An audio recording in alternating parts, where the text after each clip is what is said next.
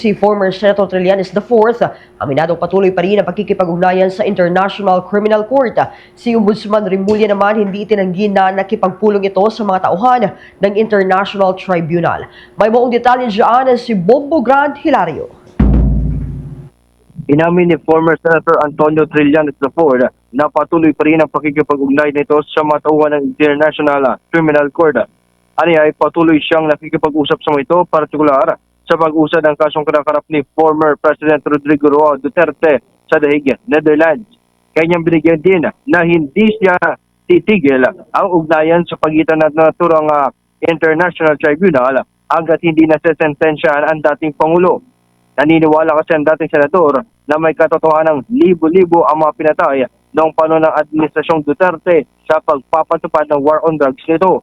Si Duterte ay kasalukuyang naharap sa kasong crimes against humanity dahil sa implementasyon ng kanyang programang gera kontra droga noong siya ay Pangulo pa ng bansang Pilipinas.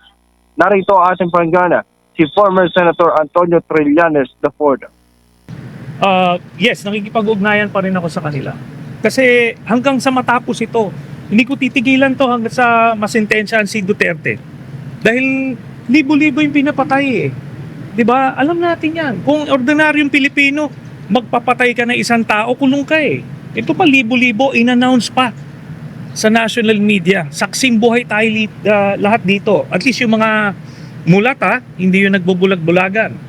So, ganun lang po yung... Bagamat hindi direktang sinagot ni Trillanes kung opisyal ba ang ugnayan nito sa International Criminal Court, ito ay bilang isa sa mga dati ng nanguna naghain ng komunikasyon laban sa dating Pangulo. Gayunpaman, nanindigan siyang walang ginawang mali o illegal sa kanyang pakikipagtulungan sa mga investigador ng International Tribunal. Muli si former Senator Antonio Trillanes IV. Basta nakikipag-ugnayan po ako by virtue of the fact na since 2017 tayo yung unang mga nag-file nitong communication. So we have established that relationship. So in time, pagka hindi na-classified dyan, malalaman nyo yung buong storya dyan.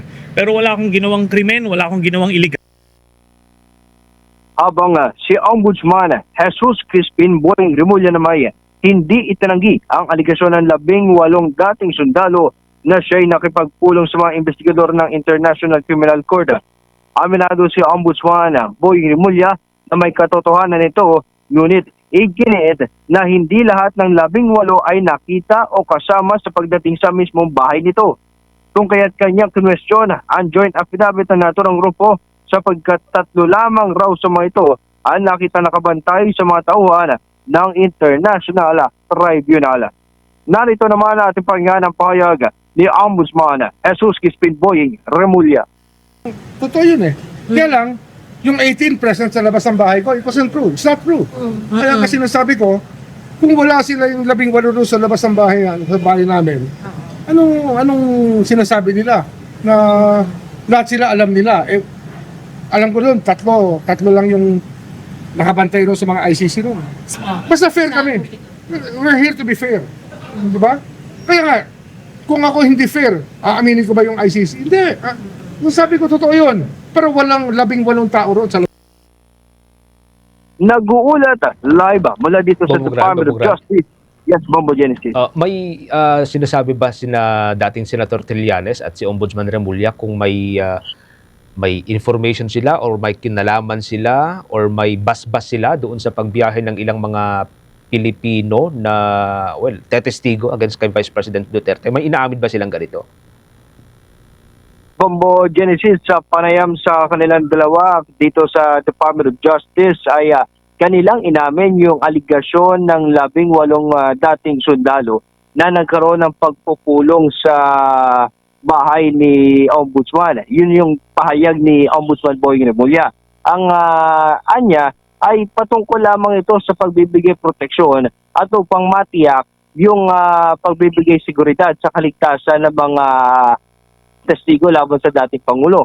Habang ito naman si former Senator Trillanes IV ay kanya sinabi na simula 2017 pa lamang raw ay nakikipagtulungan na siya sa International Tribunal o particular sa investigasyon nito para makakalap ng mga ebidensya makatutulong na mapalakas yung kaso na laban dito kay dating Pangulong Duterte. Ngunit yun pa man wala pang o hindi nila inamin kung sila din ang nag-asikaso sa pagpapadala na may testigo papunta sa International Tribunal. Bobo Genesis. Oo. So parang kino-confirm or parang itong kwentong ito ay parang kino-confirm yung naunang statement ni Ombudsman Remulla na meron na siyang nakita na kopya ng arrest warrant against kay Senator Bato kasi nga may meeting sila dati doon mismo sa kanyang bahay. Ang patungkol sa arrest warrant, Bombo Genesis, hindi direktang sinagot ni Ombudsman Remulla kung itong pagpupulong ba na ito ay yung patungkol sa pagpapakita o kung dito din ang galing yung mismong impormasyon na meron ng arrest warrant laban sa ilang mga personalidad na kasamang nagpatupad ng war on drugs.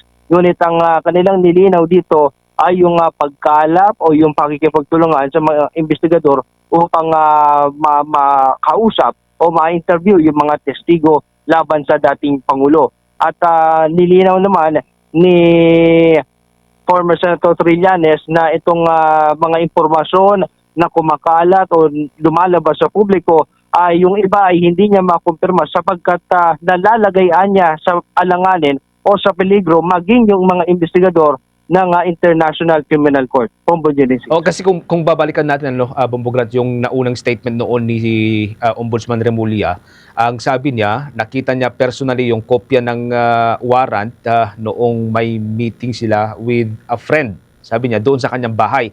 And kinonfirm din ito ni Secretary John Vic Remulla ng Department of Interior and Local Government na parang may meeting sa property ng kanyang kapatid, si Ombudsman Remulla. So possibly yan yung time posibleng yan yung time, pero so far wala pa namang confirmation dito ang dalawang Remulla, Bombograd.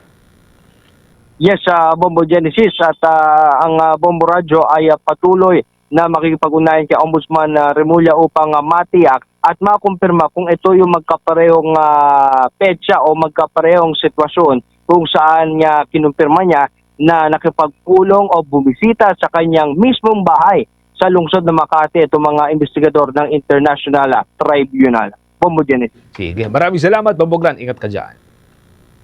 Nag-uulat live mula dito sa Department of Justice. Ito si Bombo Gran Hilario, and this is Bombo Radio Philippines, the number one and most trusted source of news and information. But Radio Bombo. For the most trusted source of news and information, visit our website at www.bomboradio.com. Follow us on Bombo Radio mobile app, Facebook, YouTube, TikTok, and X, formerly Twitter. Like, share, and stay connected. Anytime, anywhere.